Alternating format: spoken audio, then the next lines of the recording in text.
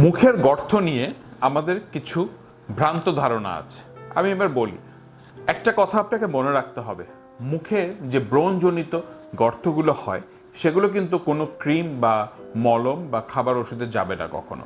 মুখের গর্তকে মূলত আমরা তিনটা ভাগে ভাগ করি: আইসপিক স্কার, রোলিং স্কার এবং পক্স স্কার।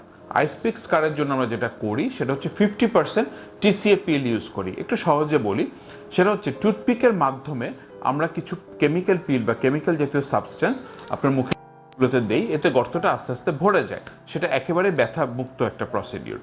আর বক্স স্কার বা রোলিং স্কারের জন্য আমরা সাধারণত সিভিয়ারিটি ভেদে 2 থেকে 3টা প্রসিডিউর করি। একটা হচ্ছে টেইলার লিবারেটিং সার্জারি, আরেকটা যেটা করি সেটা হচ্ছে ফ্র্যাকশনাল লেজার, আর আরেকটা যেটা করি সেটা হচ্ছে সাবসিশন পদ্ধতি। কেউ যদি আপনাকে সাজেস্ট করে বা অনলাইনে যদি কোনো কিছু দেখেন যে মুখের ব্রণের গর্তের জন্য এই ওষুধ, এই ক্রিম, এই অয়েনমেন্ট, এই সিরাম এগুলো ব্যবহার করলে চলে যাবে, সেটা সম্পূর্ণ ভুল।